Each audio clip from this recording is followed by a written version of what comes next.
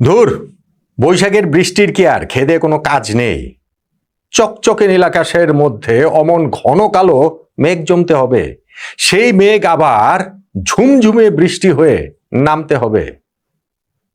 বাংলাদেশ পাকিস্তান মিরপুর টেস্টটাকে এমন ভাবে বাধাগ্রস্ত করতে হবে, সেই বাধাগ্রস্ত করার অবস্থাটা এরকম যে পাকিস্তান না এই টেস্টে বেঁচেই যায়, ম্যাচটা না ড্রই হয়ে যায়। চতুর্থ দিন শেষে মিরপুর টেস্ট যেখানে দাঁড়িয়ে আছে তাতে ওরকম একটা আশঙ্কা, আমি আশঙ্কার কথাই বলবো, রয়েই গিয়েছে। এই টেস্টে বাংলাদেশের হারার কথা ছিল না, বাংলাদেশ আসলে কখনোই হারতো না, এবং খেলাটা যদি পুরোপুরি হতো তাহলে বাংলাদেশের জয়ের পথে এতক্ষণে আমরা অনেকখানি এগিয়ে যেতাম। ইনফ্যাক্ট এখনো যদি ফিফথে পুরো খেলাটা হয়, ইউ নেভার নো, বাংলাদেশ এইখান থেকেও জিততে পারে। চতুর্থ দিন শেষে মিরপুর টেস্টটা কোথায় দাঁড়িয়ে রয়েছে এবং বৃষ্টি সেখানে কতটা আক্ষেপের জায়গা জুড়ে বাংলাদেশের আছে, এই চতুর্থ দিনের মোমেন্ট অফ দ্য ডে এর আলোচনায় সেটাই বলবো। দেখেন, এই মিরপুর টেস্টে 4 দিন খেলা হয়েছে, সব মিলিয়ে এখন পর্যন্ত 268.1 ওভার, ওয়ারেজ এই 4 দিনে খেলা হওয়ার কথা ছিল 90 ওভার করে প্রতিদিন, তো 4 নং 36 360 ওভার হওয়ার কথা ছিল, তার মধ্যে 268.1 ওভার হয়েছে। তার মানে হচ্ছে গিয়ে 90 ওভারের বেশি খেলা হয়নি, মানে একদিনে 90 ওভার, ওই হিসাব যদি আপনি করেন 4 দিনের মধ্যে বেসিক্যালি আসলে 3 দিন ক্রিকেট খেলা হয়েছে। ফলে এই যে একটা দিন খেলা হয়নি, স্পেশালি এই 4th ডেতে গিয়ে মোটামুটি যে 1.5 সেশন খেলা হলো না, 50 ওভারের মতো করে 48.4 ওভার আসলে এই দিন খেলাটা হয়েছে। এই দিনের এই বৃষ্টিটা আসলে বাংলাদেশের জয়ের পথে বড় একটা বাধা তৈরি করেছে নিঃসন্দেহে। প্রথম ইনিংসে বাংলাদেশের 27 রানের লিড ছিল এবং থার্ড ডে আমরা শেষ করেছিলাম বিনা উইকেটে 7 রান নিয়ে, অর্থাৎ 34 রানে আমরা এগিয়েছিলাম। আমরা এই 4th ডেতে যতটুকু খেলা হয়েছে তাতে করে বাংলাদেশের স্কোর 152 রান 3 উইকেটে, তাতে করে প্রথম ইনিংসের 27 রানের সঙ্গে যোগ করলে 179 রানে বাংলাদেশ এই ম্যাচটাতে এখনো এগিয়ে রয়েছে।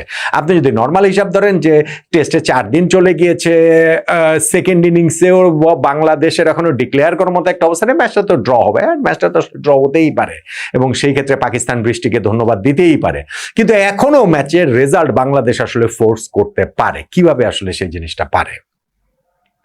এই দিনে খেলাটা শুরু হয়েছিল একটু আর্লি এবং আমাদের 2 ওপেনার মাহমুদুল হাসান জয় ও সাদমান ইসলাম তারাও আর্লি ফিরে গিয়েছেন। প্রথম ইনিংসে 8 রান করেছিলেন জয়, এই ইনিংসে 3 রান কম, 5 রানে আউট হয়েছেন। প্রথম ইনিংসে 13 রান করেছিলেন সাদমান, এই ইনিংসে আরো 3 রান কম, 10 রানে আউট হয়ে গিয়েছেন। এবং প্রথম ইনিংসে যেমন সেঞ্চুরি পার্টনারশিপ হয়েছে, এরপরে মমিনুল হক এবং নাজমুল হোসেন শান্তর এই ইনিংসেও এই দুজনের সেঞ্চুরি পার্টনারশিপটা হয়েছে। ফার্স্ট সেশনটা আমরা যখন শেষ করেছি 2 উইকেটে 93 রানে 31 ওভারে, এরপরেই তো মিরপুরে ওই ঝুমঝুমে বৃষ্টি নামলো। এমন বৃষ্টি যে আমরা ওই যে ছাদে গিয়ে একটু বৃষ্টি দেখছিলাম, একটু নস্টালজিয়ায় ভুগছিলাম, সাংবাদিকরা আড্ডা দিচ্ছিলাম এবং তখন আমি বলছিলাম যে এই ম্যাচে যদি আজকে আবার খেলা হয় এই মাঠে, তাহলে এটা একটা ওয়ার্ল্ড রেকর্ড হওয়ার দাবিদার, কারণ এমন বৃষ্টি হচ্ছিল, এর মধ্যে খেলা হতে পারে আজকের দিনে ভাবাই যায়নি। কিন্তু সত্যি সত্যি মিরপুরের এই শেরেবাংলা জাতীয় ক্রিকেট স্টেডিয়ামের ড্রেনেজ সিস্টেমটাও অভাবনীয়, ভাবাই যায় না, এত ভালো, এত দুর্দান্ত। যখন বৃষ্টিটা থেমে গেল তারপরে কিন্তু ঠিকই খেলাটা আজকের দিনেই মাঠে গড়িয়েছে। এরপরে আর কত 20 ওভারের মতো, 20 ওভার না, 17-18 ওভারের মতো আসলে খেলা হয়েছে এবং সেই জায়গাটাতে বাংলাদেশ তাদের স্কোরটাকে, যেটা বললাম 152 3 উইকেটে পর্যন্ত নিয়ে গিয়েছে। আমাদের সেঞ্চুরি পার্টনারশিপটা হয়েছে মমিনুল হক এবং নাজমুল হোসেন শান্তর।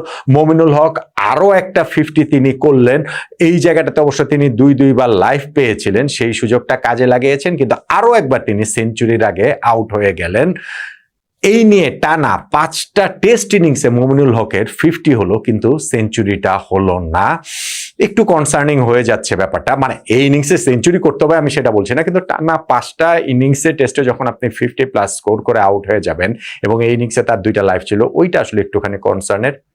নাজমুল হোসেন শান্ত প্রথম ইনিংসে ঠিকই তিনি সেঞ্চুরি করেছেন এবং এই ইনিংসেও তিনি 50+ করে নট আউট রয়েছেন, মমিনুল হক যখন আউট হয়ে গেছেন শাহিন শাহ আফ্রিদির বলে, তারপরে মুশফিকুর রহিম এসে শান্তর সঙ্গ দেয় এবং তাদের পার্টনারশিপটা এই চতুর্থ দিনের খেলাটা মোটামুটি নিরাপদে আসলে শেষ করে ফেলেছে। এখন ফিফথ ডেতে গিয়ে ম্যাচের রেজাল্ট ফোর্স করতে হলে কি করতে হবে? বাংলাদেশ 179 রানে এগিয়ে রয়েছে। আমার হিসাব বলে যে ফিফথ ডেটা ওয়েদার ফোরকাস্ট গুরুত্বপূর্ণ, সেই ওয়েদার ফোরকাস্টে বৃষ্টি আছে এবং সেই বৃষ্টিটা কতক্ষণ হবে, ম্যাচে খেলাটা আসলে কত সময় হবে। যেমন ফোর্থ ডেতে খেলা হয়েছে ধরেন 50 ওভারের মতো, ফিফথ ডেতেও যদি এরকম 50 ওভারের মতো খেলা হয়, ম্যাচের রেজাল্ট আসলে হবে না, মানে বাংলাদেশ আসলে জিতবে না, মানে পাকিস্তানের জয়ের আসলে কোনো চান্সই নাই। মানে বাংলাদেশের ওরকম একটা ভীষণ রকম ভয়ঙ্কর ব্যাটিং কলাপস যদি না হয়, অথবা পাকিস্তান যদি মনে করেন টি-20 মনে করে না খেলে, তাহলে পাকিস্তানের জয়ের কোনো চান্স নেই, বাংলাদেশের আর কোনো চান্স নেই। এইটাকে আমি আসলে রুলড আউট করে দিচ্ছি। এইটা থ্রু আউট দ্য টেস্ট ম্যাচই আমি আসলে রুলড আউট করেই আর এগিয়েছি। বাংলাদেশ জিততে পারে কিভাবে? এই যে 179 রানের লিডটা রয়েছে, ওয়েদার ফোরকাস্টটা গুরুত্বপূর্ণ। আমরা কত বেশি সময় খেলা হবে, যদি ফুল ডে খেলা হয় ওইটা যদি আমরা ধরে নেই, নট নেসেসারিলি এখানে আর্লি খেলা শুরু হবে, এক্সটেনশনও রয়েছে, সব মিলিয়ে ধরেন হচ্ছে গিয়ে এইখানটাতে 90 ওভার্সের বেশি খেলা হওয়ার কথা রয়েছে শিডিউলে। 90 ওভার্সে যদি আমরা ধরে নেই, তাহলে আমি মনে করি যে বাংলাদেশ ফার্স্ট আওয়ারটা আসলে খুব দ্রুত গতিতে ব্যাটিং বাংলাদেশ করে 179 রানের লিডটাকে ধরেন ফার্স্ট আওয়ারে আমরা যদি আর 70-80 রান করে ফেলি, 240-40 250 যদি আমরা লিডটাকে নিয়ে যাই, তারপরে দিলাম না হয় দানটা ছেড়ে, দেখি না পাকিস্তান চেস করতে পারে কিনা, দেখি না পাকিস্তান সাহস দেখাতে পারে কিনা। আর উইকেট কিন্তু যে খুব ইজি বিষয়টা সেটা নয়, অনেকগুলো বল হচ্ছে গিয়ে আনইভেন বাউন্স রয়েছে, লাফিয়ে উঠছে, এবং আমরা মিরপুর উইকেট জানি, যত ভালো উইকেটই হোক টেস্টের ফিফথ ডে, যদিও আসলে ওই হিসাব করলে ফোর্থ ডে, কারণ একদিন তো খেলা হয়ই নাই, সব মিলে 90 ওভার্সের বেশি খেলা হয় নাই। তারপরেও এইখানটাতে আমাদের স্পিনারও রয়েছেন, মিরাজ রয়েছেন, তাইজুল রয়েছেন, এবং আমাদের পেস বোলিং এ ধরেন নাহিদ রানার মতো একজন এক্সপেক্টর রয়েছেন, তাসকিন রয়েছেন, এবাদত রয়েছেন। বাংলাদেশ কিন্তু ম্যাচের রেজাল্টটা ফোর্স করার চেষ্টাটা অন্তত করতে পারে, এবং আমি শিওর যে বাংলাদেশ ওই চেষ্টাটা করবে। যদি বাংলাদেশ এই ফিফথ ডেতে সারাটা দিন পায়, বৃষ্টি যদি আবার বাগড়া না দেয়, তাহলে এই ম্যাচের রেজাল্ট এখনো বাংলাদেশের পক্ষে আসা সম্ভব বলেই আমি মনে করছি। আর চতুর্থ দিনের মোমেন্ট অফ দ্য ডে, ভাই খেলাটা আবার শুরু করা, এই ম্যাচ যে আবার শুরু হতে পারবে, মিরপুরের এই অ্যামেজিং যে ড্রেনেজ সিস্টেম আমরা অনেকবার দেখে এসেছি, কিন্তু যতবারই দেখি ততবারই আসলে মুগ্ধ হই।